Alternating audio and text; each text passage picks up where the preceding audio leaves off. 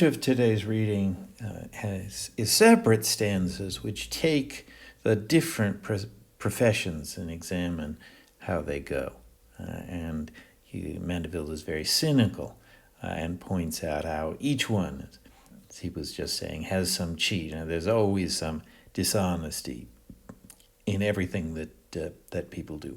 And there's a kind of pleasure of this. You may be the sort of person who enjoys it, or you may be the sort of person who doesn't enjoy it. But there is a recognized pleasure in having the hypocrisy of things exposed. And that's what he tries to do. I'm looking at page 6 in the middle of the left-hand column. And there is a stanza about soldiers, so people in the military profession. This, I think, is not the most cynical or the most subtle or the most fun. So if you have a taste for this kind of abrasive humor, then you might want to study the other stanzas. But just to get everybody going to see how this works, I'll talk a little bit about the soldiers, because it's what he says is clear, and it can get us started. So he introduces the stanza by naming the profession that he's going to take a look at. They're forced to fight, and they get their reward in honor. This is the logic and the currency of virtue. The people who are required to show courage get respect from society. But then we can ask, well, what really happens? Well, some of those shun the bloody fray, so they managed ways to get out of fighting. They suffered as well. So wounds and courage don't go automatically together. Some people are injured bravely fighting, and some people are injured being cowards and running away. We have of the generals of the officer class, some really have courage, right? They're valiant, and they do what valiant people do. They fight. Others take bribes and to avoid the fight. There are some who brave, and they go where it's warm, that is, where it's dangerous, where the fighting, we could say, is hot. What was their reward? Well, they were badly injured, and now they live on a small pension. And others who managed to avoid fighting actually managed to earn more. So the true heroes live on half their salary, and the clever people who know how to get out of things, who know how to shirk and find channels to preserve themselves, they get paid twice as much. And this is how the world works. And the other stanzas, although probably more fun, have this same general pattern. Now, the theory behind this, the explanation that shows what this is for, we can see here in the preface on page 2 in that paragraph at the bottom of the left-hand column. That here it is in close-up. That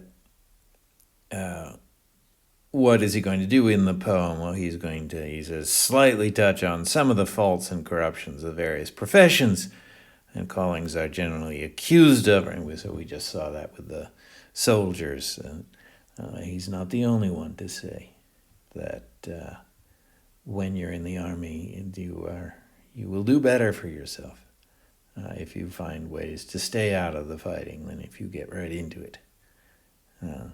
He's not the only one to say that, but then what he's going to tell us is the consequences of that and how we should digest the facts of the case. Right? When we've seen the truth, how should we think about it? How should we allow it to change our perspective in life?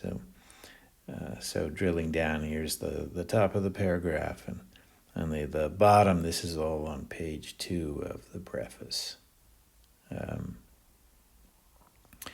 So why have I done this? Why am I insulting all the professions by showing what's scandalous, how they're all dishonest in their way? Well, I didn't do it for anything except to be entertaining for the reader. But then if you ask me further, what ought to be expected? I mean, suppose you're entertained, then what follows from that? Well, you're entertained in part because you recognize the truth of what he says.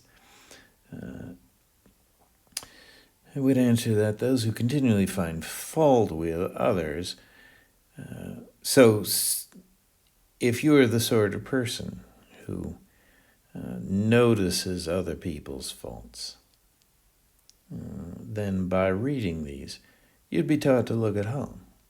So you can start to cure your hypocrisy once you get the logic of how every profession conceals dishonesty. Then you will be able to reflect on your own life and see what dishonesty is there. Then you can examine your own conscience.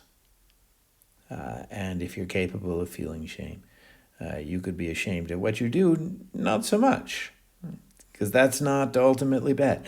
But you should be ashamed of always railing, so complaining and shouting at, talking down, what you are more or less guilty of yourself. And so what can you learn from this cynical exercise?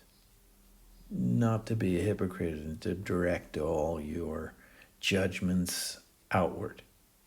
You should direct a fair amount of them inward toward yourself. But also recognize that all of you, you who are bad and other people who are bad, can claim good consequences for what you do. So everyone is so fond of the ease and comforts and benefits of life. And everybody likes that. To have nice things to eat, to be warm and comfortable, and all the other good and flattering things of life. We all like that. They're the consequence of a great and flourishing nation. You have those because your community is successful and can produce these products for you. Find you a job where you can earn the money to get all those nice things. Then you should learn to submit more patiently. Like the dirty streets, you don't like the dirt. But you should recognize that you like the cause of the dirt, or you like the effects that come with certain causes. If you want the horse to bring you your beer, then you have to live with horse manure. And it makes no sense to like the one and hate the other. So we should submit. We should accept that this is how life works patiently. That our first instinct should not be anger at the causes of the parts we don't like. And so those we begin to see. Vices are just inconveniences and necessary evils because no government on earth can remedy them. There's no such thing as a horse without manure. And even though we don't depend on horses to bring us our goods anymore, the point still stands. So you should see the impossibility of enjoying any great share of the former, all of the nice things in life, without partaking likewise of the latter, all of the ugly and deplorable things. So what you should learn is not to hate the people who practice dishonesty in their professions, but what you should learn, really two things. You do it too, and it's necessary for the things that you and everybody likes. And since you love the consequences, you do not seriously want to get rid of the causes. But the causes are the things that moralizing people do and have always made a big fuss over. And So what is Mandeville saying? That even the worst things about human nature that we all can recognize, we should submit to with patience.